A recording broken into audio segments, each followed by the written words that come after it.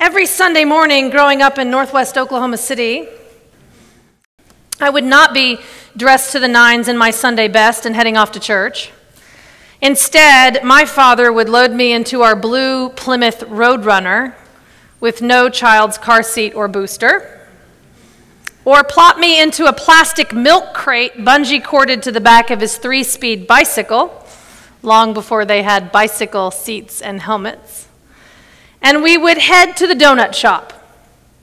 My father would have coffee and we'd both have donuts. This was a weekend ritual that we never missed. One particular morning, my parents slept in much later than usual. They were in a rock and roll band when I was growing up and had come home late the night before. Now, I was aware of some ground rules in my home at that time. I knew that I was not to wake my parents. And this particular morning, my conflict happened to be that I also knew that it was late morning, I was hungry, and I was supposed to go to the donut store. So I gathered my mother's woven purse that was about as big as I was and headed out the door. Barely 3 years old, I walked nearly a mile up 32nd Street across a 4-lane boulevard with a median to the Dunkin' Donuts. I remember crossing the street. I remember the lady behind the counter whom I didn't recognize taking my money, serving me my donut and juice.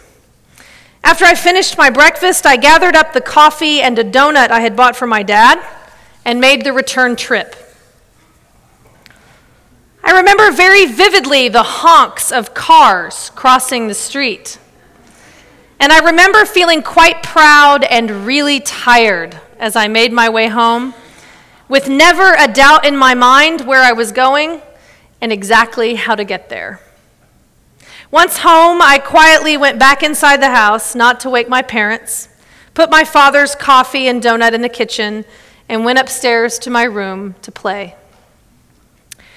No one would have known what had happened if it hadn't been for the evidence.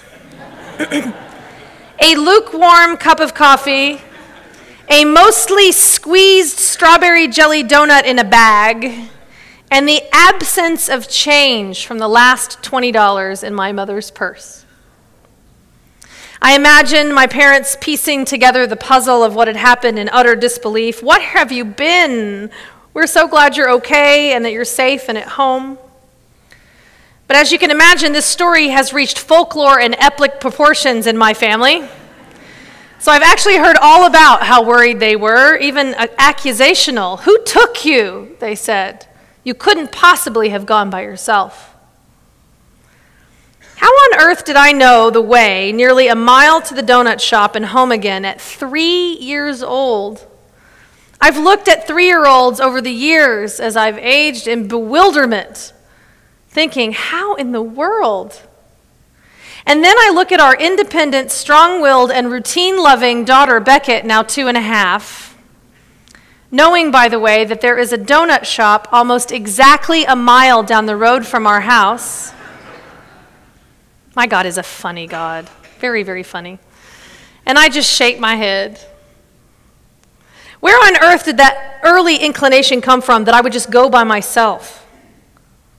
Not much has changed for me since then, actually. I'm still drawn to food like a homing device. I'm pretty adventurous, and there are many who would describe me probably as determined.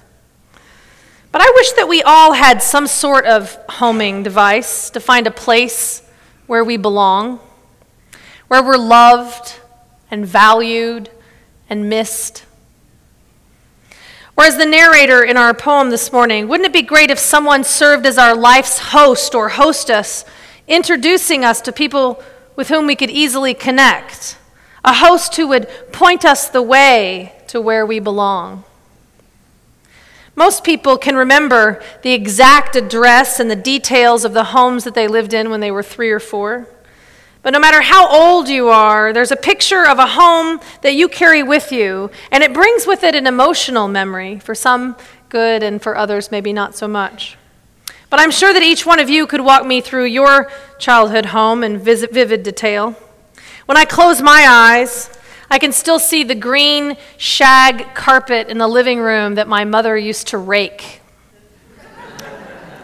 The funky yellow-orange patterned linoleum that looked like a cross between a paisley pattern and 100 amoeba. And I could still see from the big bay window our tire swing hanging out in the backyard. And to be human is to long to belong. To have a place where we know we can bring all of who we are. A place where we can be appreciated, where we can give back, where we can contribute. I teach our new members classes pretty regularly and have heard many stories about what it means to discover our church for the very first time. People are so relieved. You'd be surprised at how many times I've heard, I came in and I cried from the moment I sat down until the moment I left. They'll tell me things like, if they only knew sooner, they would have been here all their lives. How amazing it is that the religious freedom they thought did not exist at all exists right here in Tulsa, Oklahoma. When I walked into a Unitarian church for the first time, it was the First Unitarian Church of Dallas. I was teaching French and coaching swimming at the time in Garland, Texas, at the same high school as my partner and current wife, and we were scared to death. Scared we were going to lose the jobs that we loved simply for being gay. Scared more of the parents, actually, than the kids. I walked into an incredibly beautiful sanctuary with not a single religious icon. I snuck into the back row in case I needed to make a fast escape. And I heard an inspiring and incredible sermon from Reverend Dr. Laurel Hallman. When we walked into the fellowship hall and saw the gay, lesbian, bisexual, transgender group selling donuts, I knew that I was home. This was an age where people were still ignorant about AIDS. They were fearful of contamination from a handshake or passing off one's sexual orientation like cooties. So I watched a handsome gay man offer a donut to a child in the congregation while a parent stood by as though it was just another normal morning at church. The donut passed from his hand to theirs, and I wept. Something as simple as that, a community living out its values, transformed me. So you never know what people will glean from folks simply living out their values. For me, it helped me find my religious home. Do you remember when you knew? Maybe you had a feeling of recognition or familiarity. Maybe you were like me and you just couldn't believe that the religion that you thought you'd personally created in your head was actually institutionalized. Maybe you still can't believe that there's a group of people who value intelligence and love and the human experience and don't have to wrap it up in some specific religious language. Maybe you couldn't believe that there was a group of people who believed like you, or valued like you, or loved like you. Maybe you're still stunned about how it's possible that you could feel so at home at church. Or maybe you couldn't fathom that there was actually a place where you were treated as valuable even though you believe completely differently than most everyone else most of your life. I've been watching Breaking Amish. Has anyone else been watching that? Any nods? No? I've been fascinated with this concept of what the Amish call rumspringen. Now, it literally means to jump around. But rumspringen refers to a period of time for the Amish, for some of their members, that begins around the age of 14 to 16 and ends when a youth chooses baptism within the Amish church or instead leaves the community. So they go out for a while, experience the world, and then make a choice about whether or not they're going to come back and commit to the community. It's kind of like their coming of age, so to speak. They go out into the wild world, try on modernity for a time, take away what they've learned, and see how it fits in the outside world. And surprisingly, and in contrast to this TV show I've been watching, the majority of them actually return home, choosing their community. And I see some huge value in this. The problem for me, though, is that they isolate themselves from the world. But their tradition points the way to an experience that I've had, and I'm sure you've had too. I am more grateful for my life, for my home, for my family, when I've been away for just a little bit. When I've been taken away from the routine, been shown another way. I am more grateful when I've come through to the other side of some trial or tribulation, often transformed. My life's journey becomes more valuable, and it's easier to recognize what I may have previously taken for granted. Now, that's not to say that I wish trials and tribulations on anyone, and this is not a call to send your 3-year-old to the donut shop. But the question is, how do we know we hold a belief unless that belief has actually been acted upon in the world? Unless we've had an opportunity to demonstrate it? How do you know you would not steal if you've never been in a position where almost every other avenue seemed roadblocked to you? How do you know that you would not kill until your own life or the life of someone you love has been honestly threatened? How do you know that you're welcoming and accepting of all until you've had an opportunity to be in relationship with and to encounter difference? Until we are thrust out of our comfort zone and are no longer acting in theory, we can only imagine. So it is this call for integrity, this call that calls us to be part of this church. It is a call to manifest our values, to integrate, be who we are no matter where we are, to actively live out our intentions. This church calls us to be part of a free religious tradition. It is a call for our actions and our values to be held together, to leave no stone of ourselves unturned, no shadows unexamined, to live out our mutually held value of both freedom and diversity. To bring our whole selves to church and our church to the world. It is that call of integrity which weaves us together into the fabric of a free religious faith, where atheist and agnostic, theist, Buddhist, and Jew, where every belief from A to Z is woven into the warp and the weft of this church. I attended a United Methodist church in Oklahoma City when I was 12 or 13, and I remember one day I simply had the experience of just waking up. I was right in the middle of the Apostles' Creed, feeling as though I could no longer say those words with any integrity. And many have had several stories that they've shared with me of being presented with a concept of a God that is just too small. I needed a church that could hold the paradox and the complexity of being human and being alive. I wanted a concept of God and a church that could hold my questions as well as my experience, that could hold all of my experience and help hold me accountable. I needed a church that could move beyond creed to see and honor the humanity that fills our pews, that could balance the needs of the individual and understand the power of an institution, a church grounded in gratitude and in love. You see, I wanted a church home that valued the gifts that I bring, a church that recognized that I was not a mistake, that no one was a mistake, that everyone was a gift to be offered to the world. I wanted a home that I had no idea existed in the world, institutionalized religious freedom. Frederick Buechner writes, "There is no place like home.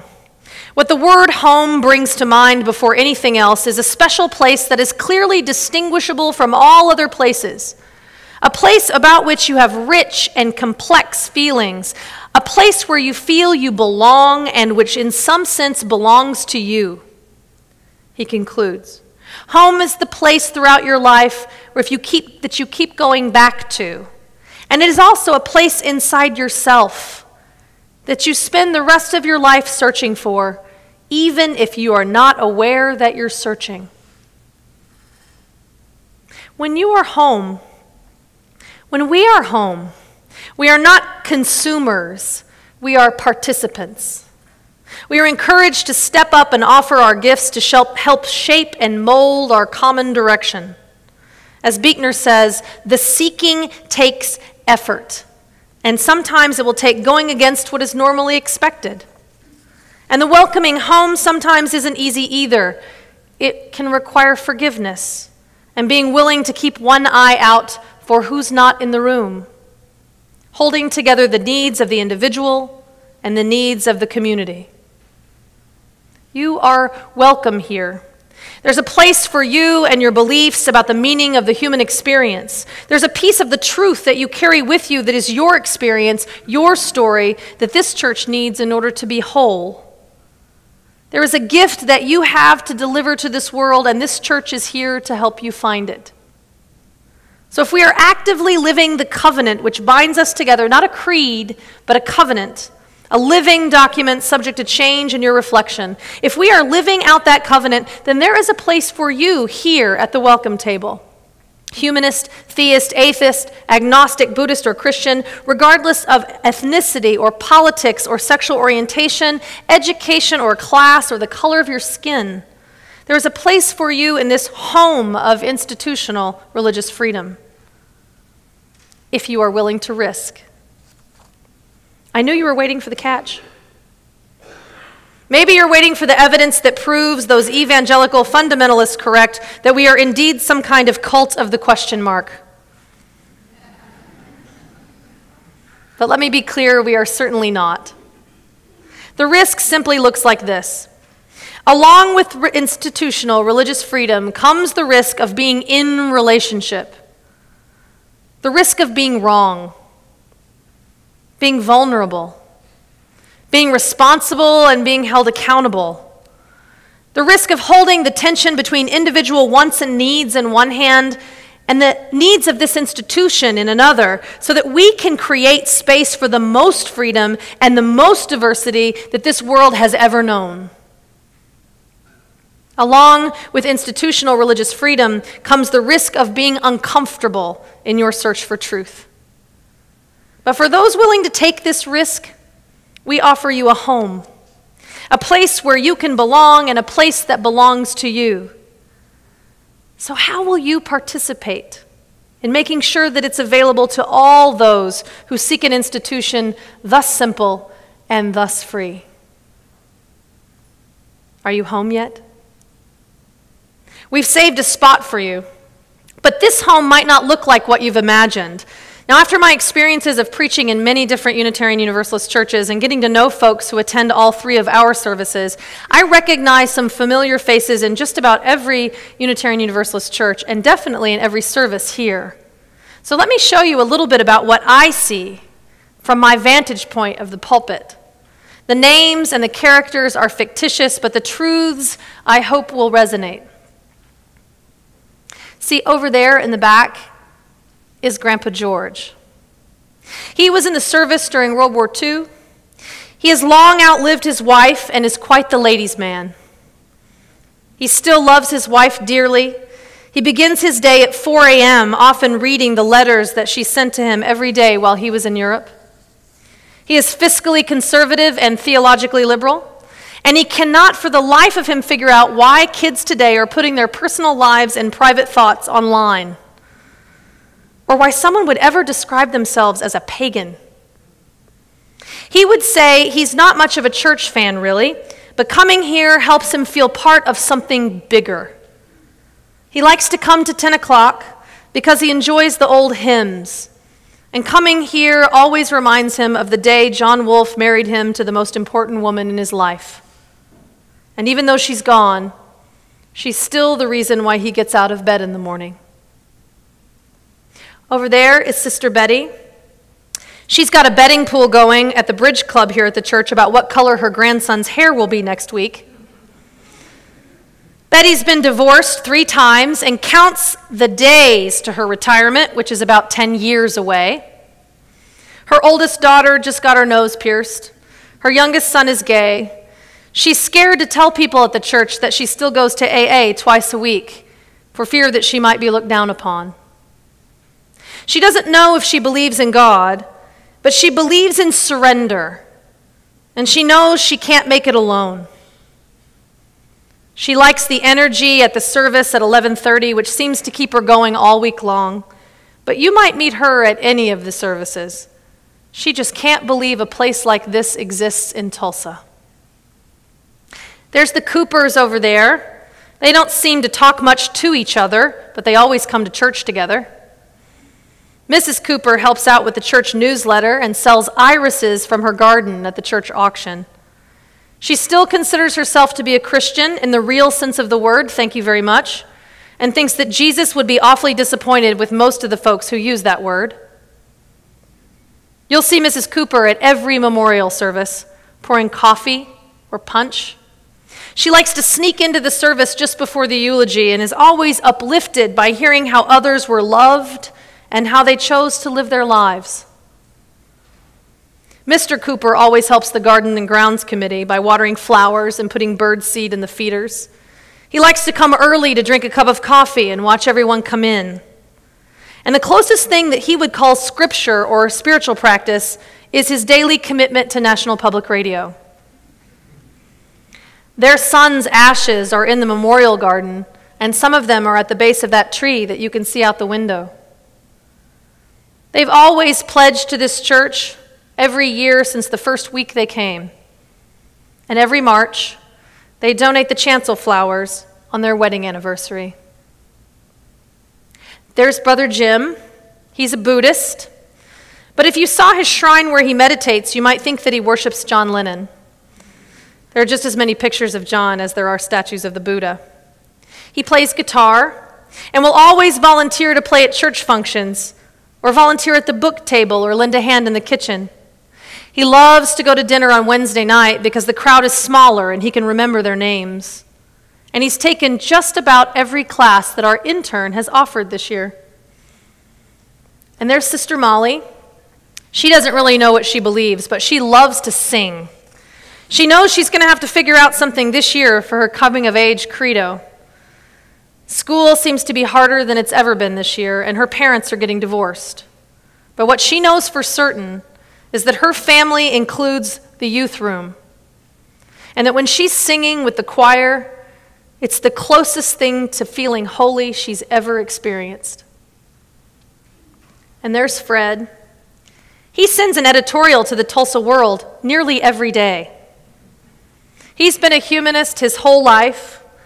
Fred just can't imagine why anyone with half a brain would ever use the word spirit outside of a bar.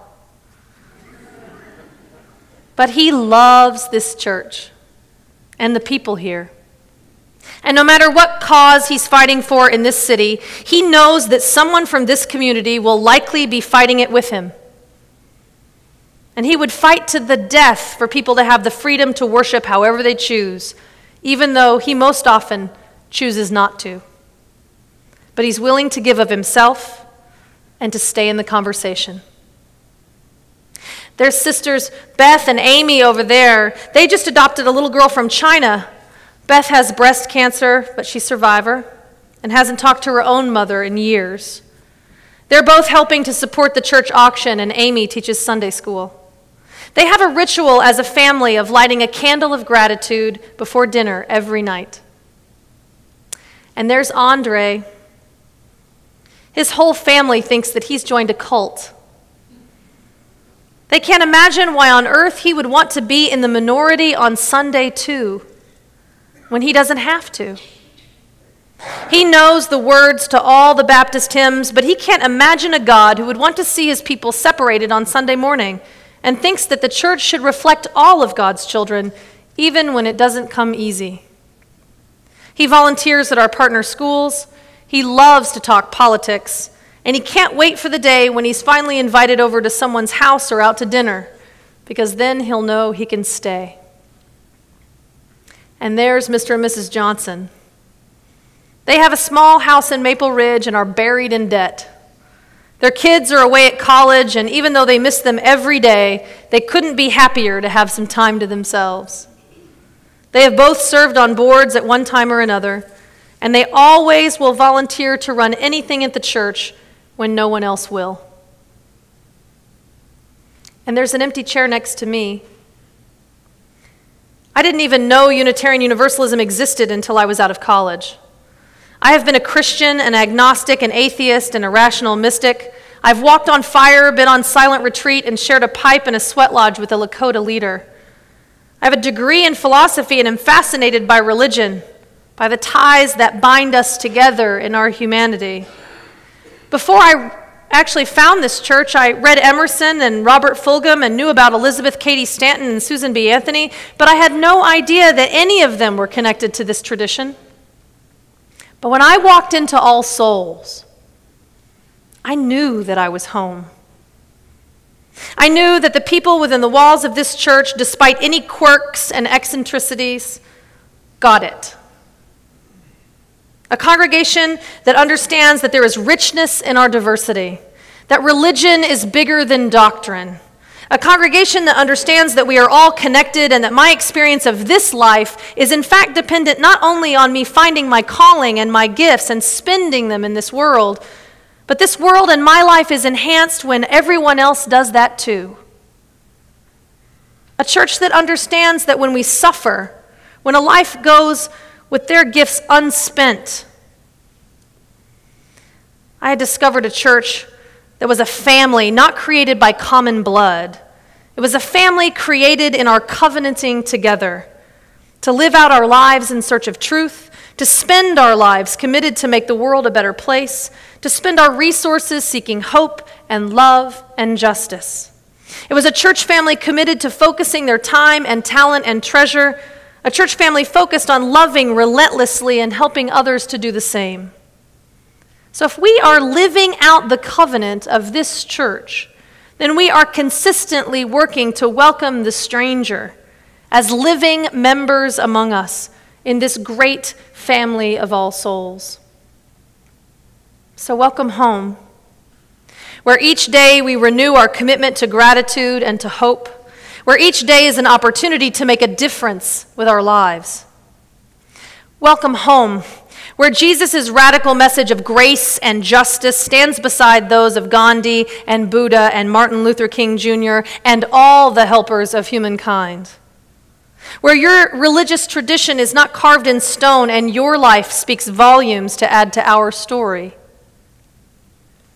Now, 7 years ago, I returned home after my journey to seminary in Chicago and serving 2 churches in Ohio, to Oklahoma, the state where I was raised, to live in the same city as my mother for the first time in 16 years. I returned home after a long journey to the place where I belong.